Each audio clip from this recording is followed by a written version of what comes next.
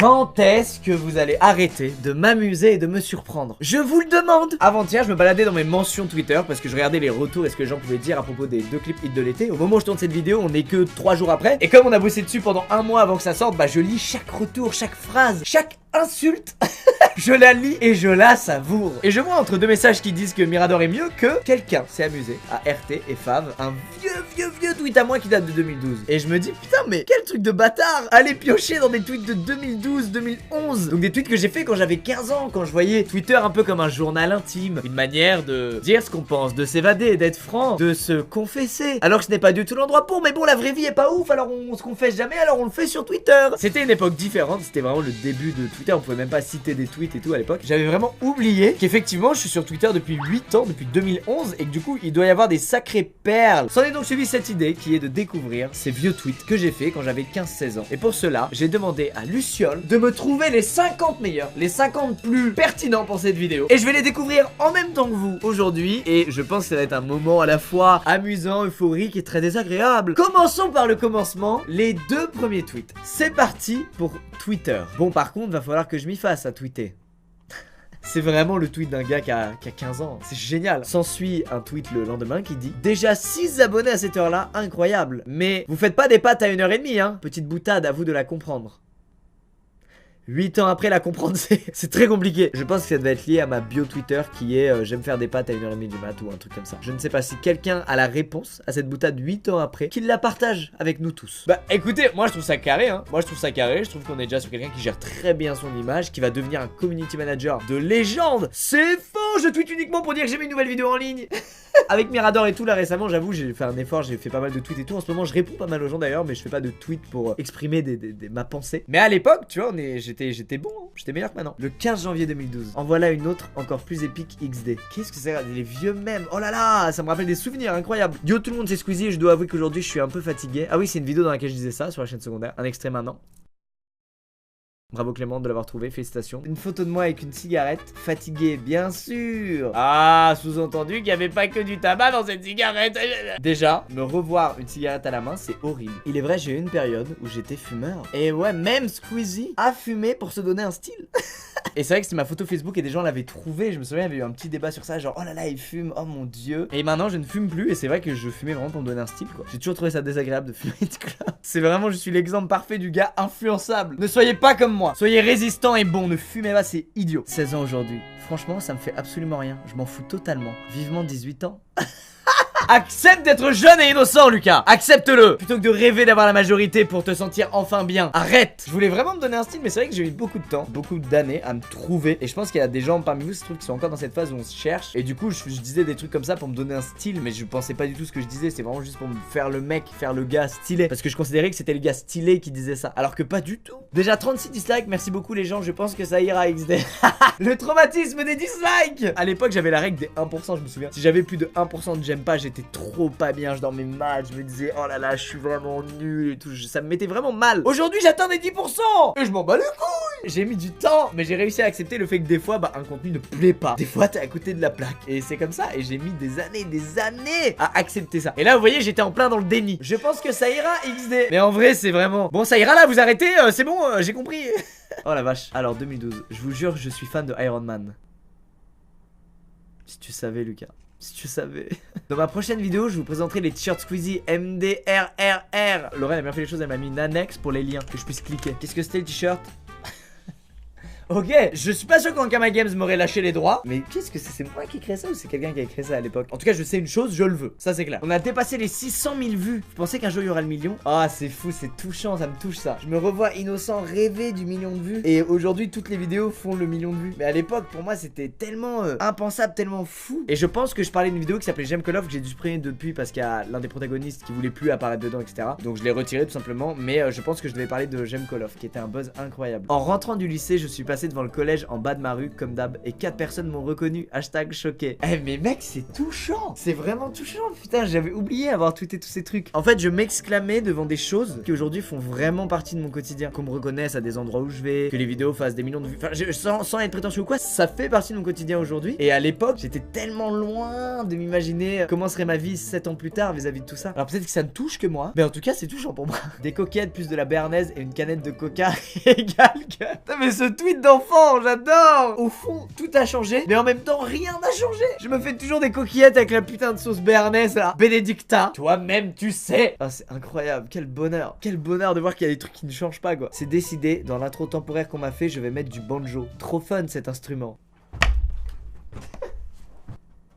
J'en ai un dans mon décor maintenant. Eh, Squeezie 2012. En 2019, t'en as un dans ton décor tellement tu le trouves fun. Eh mais mec, c'est fou. Il y en a beaucoup encore des coïncidences comme ça marrantes ou comment ça se passe? Oh, comment j'ai trop envie de faire un podcast. J'ai quelques idées mais je veux pas faire ça sur un coup de tête. Ça m'achève. Attends, le tweet c'était en avril 2012 et du coup j'ai pris le temps de le faire derrière et c'était quoi que j'ai fait? C'était... Ah oui, j'avais cette tête hein, au moment où je faisais les tweets comme ça, vous vous situez bien. C'était les profs. Ah oui, il faut du temps pour faire un podcast sur les profs. Attendez, fait que j'ai de l'expérience. Salut. Salut. Moi je vous dis, c'est incroyable comme la musique influence l'humeur des gens. Sans musique égale mauvaise humeur, avec musique égale oh yeah baby. C'est trop mignon, ce genre de petit constat de la vie quoi. Ce tweet il témoigne d'un truc, c'est l'époque où je prenais conscience de l'impact que les choses avaient sur moi. Comme par exemple la musique. Et je le dis en mode personne ne sait. Genre personne ne sait. Mais tout le monde sait déjà. Mais ça témoigne tellement de l'innocence que t'as quand t'es ado et jeune. Et que tu dois beaucoup plus vieux et mature que tu ne l'es vraiment. Comme aujourd'hui je me vois beaucoup plus vieux et mature que je suis vraiment. En vrai dans 6 ans je ferais qu'est-ce que j'étais con Squeezie 2019. Vous vous rendez compte que dans 532 abonnés, j'ai 100 000 abonnés. Je suis allé au Stade de France récemment, je vois ce que ça fait. C'est émouvant. En fait, entre ce tweet et maintenant, ça a été très progressif, il y a eu beaucoup de chemin, mais c'est vrai que quand tu fais un cut comme ça, hop, 8 ans après, 12 millions d'abonnés, tu fais waouh, c'est impressionnant, c'est vrai que c'est impressionnant, putain. En tout cas, il y a pas longtemps, je suis allé au stadium de Toulouse pour voir Big Flo et Oli, et j'ai eu la chance de monter sur scène d'ailleurs. Et effectivement, vous étiez 30 000 devant moi, et c'était déjà, c'est déjà très impressionnant. C'est ça qui est dérangeant pour ma chaîne, c'est que si je fais pas d'intro, plein de gens regarderont pas la vidéo. Quoi? Attends, quoi? Si je fais pas d'intro, si je dis pas yo tout le monde c'est Squeezie, ou si je fais pas une intro comme c'était la mode à l'époque, les intros comme ça 2D là. À l'époque il y avait vraiment ce gimmick de faire une intro en motion design comme ça, qui durait entre 3 et 10 secondes, et de la mettre avant la vidéo. Ça c'est un truc qui se fait plus du tout. Mais à l'époque c'était limite impératif quoi. Si t'avais pas ton intro en motion design, t'étais une merde. Alors qu'en vrai ça veut rien dire, c'est juste une intro en motion design, on s'en bat les couilles de ouf. C'est fou les verrous psychologiques qu'on s'infligeait comme ça en tant que youtubeur, c'est fou. Comme on fallait suivre des codes sinon on n'était pas bien. Je sais presque jouer Oasis Wonderwall, juste que ma guitare n'est pas très bien accordée, il faut que je me perfectionne. Bah écoutez, je me suis arrêté là en tout cas en termes de guitare. Je pense que j'en ai fait le 15 mai 2012, puis plus jamais. Mais j'ai presque réussi à faire Oasis Wonderwall. Et ceux qui font la guitare, vous savez à quel point elle est chaude à faire hein. Vraiment gros level hein. Sincèrement plus tard j'adorerais faire des clips de musique ou du montage vidéo en tout cas. Choisir les chansons correspondant au thème.